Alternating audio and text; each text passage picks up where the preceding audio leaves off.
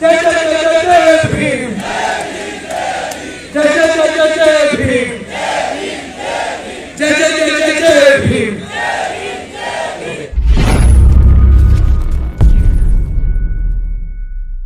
समाज के सभी महापुरुषों के ऋषि मुनियों के चरणों में कोटि कोटि नमन करते हुए मंच पर आसीन आदरणीय भिक्षु संघ, सभी बहुजन समाज के इधर बैठे हुए योद्धा, माताओं बहनों, सभी को क्रांतिकारी जय भीम अभिनंदन होता है। आज बेहद खुशी है कि जिस कारवां को डॉक्टर बाबा साहब अम्बेडकर जी ने शुरू किया था, वो कारवां जो बीच में थोड़ा सा शिथिल पड़ गया था, पिछले लगभग 8-9 सालों में उस भीम कारवां में एक जबरदस्त क्रांति का आगाज हुआ है। मूवमेंट तेजी से बढ़ने लगा है, मिशन की लोगों को समझ आने लगी है।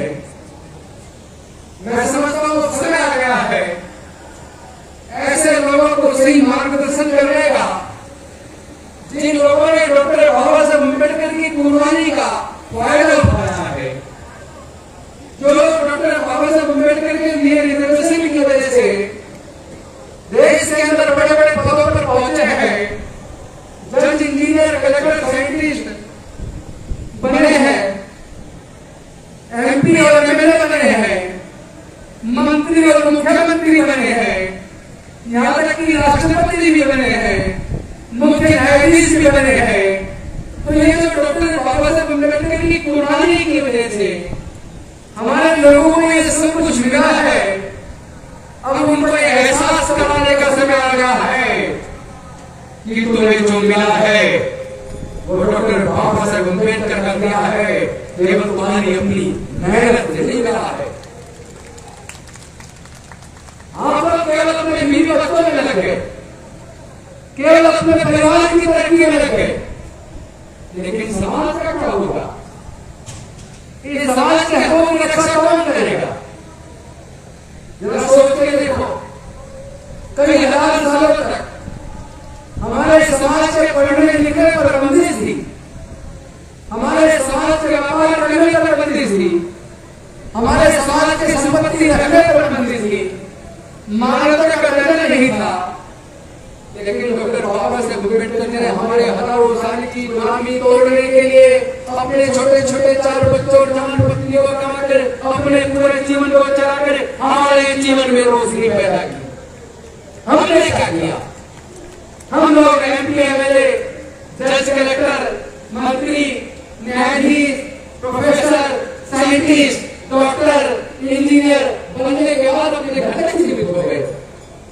केवल हमारे बीवी बच्चे तरक्की करें, हमारा परिवार तरक्की करे और पूरा समाज पिछड़ जाए। ऐसे नेताओं की क्या आपको जरूरत है जो आपके दर्द के ऊपर अपनी आवाज बुलंद न कर सके? पहले अपनी इज्जत लूट गए, भाई ककड़ होता रहे और हमारे सांसद, विधायक, मंत्री अपनी केवल कुर्सी में मशगूल हो जाए। क्या वो संसद के अंदर में हमारी आवाज नहीं उठानी चाहिए? क्या एमपी, एमएलए को हमारा कोई रिप्रेजेंटेटिव नहीं बनना चाहिए? क्या वो ईमानदारी से संसद के अंदर हमारा प्रतिनिधित्व कर रहे हैं?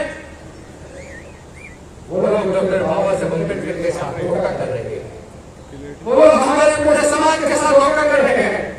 सोच के देखिए, जिनको हजारों साल तक हर चीज से वंचित रखा, लेकिन डॉक्टर बाबा साहब अम्बेडकर की कुर्बानी की वजह से उनके पढ़ाई के रास्ते, नौकरी के रास्ते, संसद में जाने के रास्ते, विधानसभा में जाने के रास्ते, व्यापार में जाने के रास्ते सारे खुले हैं। लेकिन हमारे आपके सबके रहते एक अकेले डॉक्टर बाबा साहब अम्बेडकर जी ने हुक्म दिया था, हमारे सबके रहते हमारी आंखों के सामने, हमारे मुख्यमंत्री मंत्रियों के सामने, हमारे एमपी, एमएलए के सामने जो बाबा साहब ने किया था उसमें से 70% छिन गया। तो हम लोग कहाँ हैं? कौन से दुनिया में रह रहे हैं? अरे अब से 125 साल पहले भी डॉक्टर बाबा साहब अम्बेडकर को घड़ा छूने पे मार पड़ जाती थी, और आज 125 साल बाद भी हमारे बच्चे को घड़ा छूने पर हत्या कर दी जाती है। बदला क्या? कितनी तरक्की हुई? कितने हम आगे बढ़े, क्या इस पर चिंतन नहीं करना चाहिए? हमारे बदलने के कारण क्या है, हमारे पिछड़ेपन के कारण क्या है, क्या इन कारणों पर चिंतन नहीं करना चाहिए? जो लोग बीमारी से ग्रसित है, परेशान है, दुखी है, वो अगर दुख का कारण नहीं जानेंगे तो क्या वो दुख का निवारण कर पाएंगे? तथागत बुद्ध ने हमें क्या दिया? बुद्ध को कौन सा ज्ञान प्राप्त हुआ? कौन से विचार आर्य सत्य है? कभी उसको भी पढ़ लीजिए। हम लोग अपने आप को डॉक्टर बाबा साहेब अम्बेडकर का न्याय बताते हैं, हम बुद्ध धर्म की चर्चा करते हैं, लेकिन बुद्ध के धर्म को मानते नहीं, बाबा साहेब को जानते नहीं, उनके केवल मूर्ति पूजा करते हैं, उनके विचार को अपने आचरण में नहीं लाते। हम लोग आपस में ईर्ष्या करते हैं, एक दूसरे का विरोध करते हैं, एक दूसरे की बदनामी करते हैं, मंच पे एक दूसरे को क्रिटिसाइज करते हैं। अगर हमारा धर्म एक है तो हमारी दवा भी एक होगी। अगर बहुजन समाज के लोगों का धर्म एक है तो आपकी दवाई भी एक होगी, लेकिन आप दवाई अलग अलग ले रहे हैं तो इलाज नहीं हो रहा है। जब तक एक दर्द की एक दवाई नहीं होगी तब तक इलाज नहीं होगा। तथागत बुद्ध ने कहा था संसार में दुख है, दुख का कारण है, कारण का निवारण है, निवारण का उपाय है। तो आप अगर दुख के कारण को जानेंगे नहीं, उसके निवारण के बारे में नहीं जानेंगे, निवारण के उपाय के बारे में नहीं जानेंगे और जानने के बाद उपाय नहीं करोगे तो आपका दुख दूर होने वाला नहीं है। मेरे समाज के लोगों का दुख दूर क्यों नहीं हो रहा? मेरे समाज के लोगों की गुलामी अभी भी खत्म होने का नाम को नहीं ले रही। जब मैं इसके बारे में चिंतन करता हूँ तो मैं अपने देश की जाति के हिसाब से आंकड़े की तरफ जाता हूँ। जब मैं आंकड़ों की तरफ जाता हूँ तो मैं ये देखता हूँ कि भारत की जनसंख्या 142 करोड़ हो गई है। भारत की जनसंख्या आज 142 करोड़ हो गई है। इस 142 करोड़ में से लगभग 42 करोड़ तो केवल SC/ST के लोग हैं, लगभग 42 करोड़, जो लगभग 30% बैठता है। OBC के लोग, जिसमें मुस्लिम OBC में आ जाता है, मुस्लिम में से 90% OBC में आता है, तो मैं उसको मुस्लिम में ना गिन के OBC में गिनता हूँ। OBC की जनसंख्या लगभग 50% है, 50-52% हो, यानी कि लगभग 70 करोड़ देश के अंदर OBC है। और जो बाकी के रिलीजियस माइनॉरिटीज हैं उनको भी लगभग 6 करोड़ है, तो ये बैठेगा 118 करोड़। तो मैं आप सबसे पूछना चाहता हूँ, 142 करोड़ में से 118 करोड़ SC/ST OBC और माइनॉरिटी के लोग हैं, उसके बाद भी ये प्रधानी पे क्यों जीते हैं? ये गुलाम क्यों है? इनका उत्पीड़न क्यों है? इसका एक ही कारण है कि ये लोग आपस में बटे हैं, ये लोग एकजुट नहीं है। अरे जब हमारा दर्द एक है, हमारी समस्या एक है, तो इस समस्याओं से निपटारे का मार्ग भी एक है। वो मार्ग है SC/ST OBC और माइनॉरिटी एकजुट का। इसलिए हमने बहुजन एकता सम्मेलन यहाँ जयपुर में बुलाने का आह्वान किया। हमने रघुनाथ मोदी जो हमारे मिशन जमीन के प्रदेश अध्यक्ष हैं, हमने उनको कहा था कि ये बिल्कुल आजादी का बन चुका है। डॉक्टर बाबा साहेब अम्बेडकर की मसाल जो धीरे धीरे जिसकी कम होने लगी थी, हमने अपने लहू से उसको सींचना शुरू कर दिया है। वो फिर से तेज हो गई है। इस मूवमेंट को दुनिया की कोई ताकत रोक नहीं सकती। SC/ST OBC माइनॉरिटी के हक को दुनिया की कोई ताकत छीन नहीं सकती, लेकिन मार्ग एक है, हम सबको एकजुट होना पड़ेगा, हम सबको एकजुट होना पड़ेगा। देश के अंदर केवल 1.5% सरकारी नौकरियां, जैसा भी नादिर अम्बेडकर कह रहे थे कि ये तो रिजर्वेशन है, ये चांद सूरज के उम्र तक नहीं चलने वाला, जिसका खत्म होना तो तय है। आप इसके लालच में अपने असली हक अधिकार को भूल गए हो। अरे ये सरकारी नौकरियां केवल 1.5 करोड़ है। 1.5 करोड़ के अंदर SC/ST को कितनी नौकरी मिल जाएगी भाई? कितनी नौकरी मिल जाएगी? ज्यादा से ज्यादा 35 लाख मिल जाएगी, 40 लाख मिल जाएगी। लेकिन SC/ST की जनसंख्या 42 करोड़ है। 42 करोड़ लोगों में से अगर 40 लाख 50 लाख लोगों को नौकरी मिल भी जाए तो बाकी के 41 करोड़ लोगों का क्या होगा? उनका घर कैसे चलेगा? कभी उनके बारे में सोचा है? जो लोग केवल सरकारी नौकरी के बारे में सोचते हैं, आपसे पूछना चाहता हूँ, देश के व्यापार का टोटल जो प्रतिशत है उसमें इस बहुजन समाज का हिस्सा कहाँ है?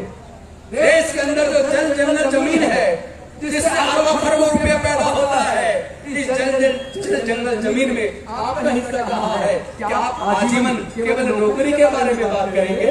आप व्यापार में हिस्सा कब मांगेंगे? आप खेत की जमीन में हिस्सा कब मांगेंगे? आप जल जंगल जमीन में हिस्सा कब मांगेंगे? आप प्राकृतिक संसाधन में हिस्सा कब मांगेंगे? आप देश के जितने भी ऑर्गन हैं हर क्षेत्र में अपनी हिस्सेदारी और भागीदारी कब मांगोगे? आप तो एक छोटी सी चीज मान रहे हो, आप एक रोटी के टुकड़े के चक्कर में जो पूरी रोटी पे आपका हक है, अपनी पूरी रोटी एक छोटे से टुकड़े के चक्कर में गंवा रहे हो। यही तुम्हारी बदहाली का कारण है, यही तुम्हारे उत्पीड़न का कारण है। अब एक टुकड़े से काम चलने वाला नहीं है, जो रोटी हमारी है उस रोटी को हम लेके रहेंगे, उस रोटी को हम लेके रहेंगे।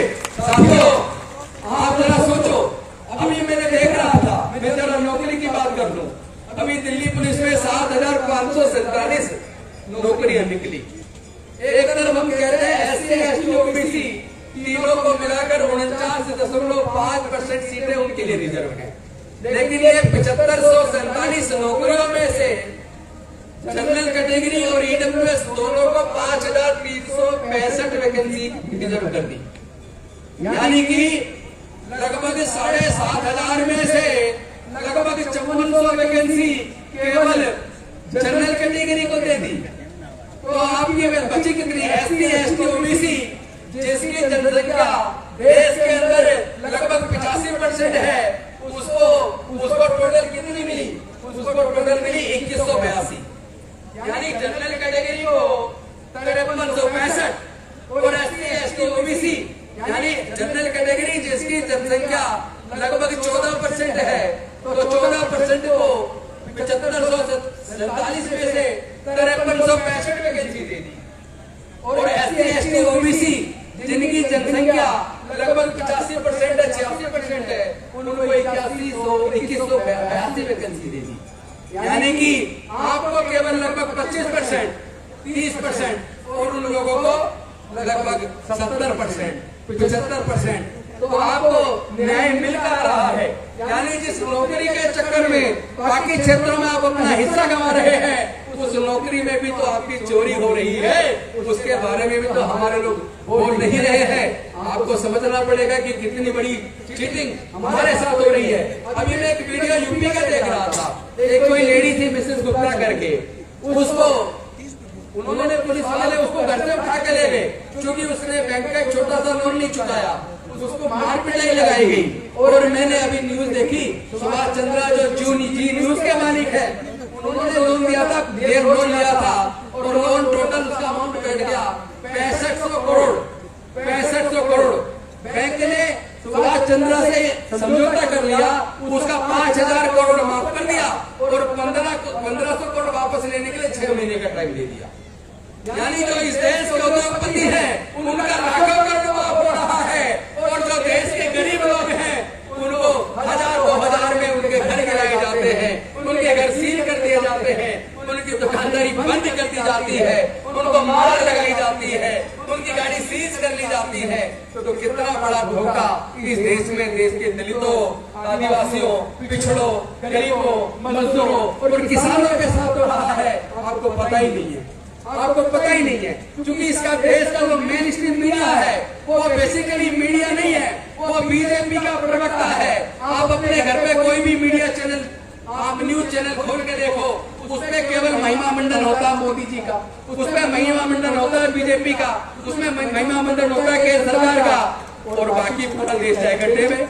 यानी देश में गरीबी बढ़ रही है, देश में बेरोजगारी बढ़ रही है, देश में उत्पीड़न बढ़ रहा है, देश में नफरत बढ़ रही है और देश में जो जिनकी सरकार है उनके केंद्रीय मंत्री, उनके सांसद, उनके विधायक धर्म के नाम पे नफरती भाषण दे रहे हैं, देश को तोड़ने की साजिश कर रहे हैं और वो भारत को बदनाम पूरी दुनिया के सामने कर रहे हैं। वो भारत को तोड़ने की साजिश कर रहे हैं, वो भारत में जाति और धर्म के नाम पे नफरत पैदा कर रहे हैं। मैं आप सबसे पूछना चाहता हूँ, वो दो काम एक साथ कर रहे हैं। एक तरफ उन्होंने शिक्षा को महंगा करके आपके बच्चों से शिक्षा छीन ली, आपके बच्चों से शिक्षा छीन ली, पढ़ाई को इतना महंगा कर दिया कि आपने बच्चों को हायर एजुकेशन नहीं करा पाएंगे। कई कई लाख रुपया चाहिए इंजीनियरिंग का कोर्स करने के लिए, मेडिकल का कोर्स करने के लिए, लॉ का कोर्स करने के लिए, PR का कोर्स करने के लिए, मैनेजमेंट का कोर्स करने के लिए। कोई भी प्रोफेशनल डिग्री आपको अपने बच्चों को करानी है तो आपको 12 से 15 लाख रुपया मिनिमम चाहिए।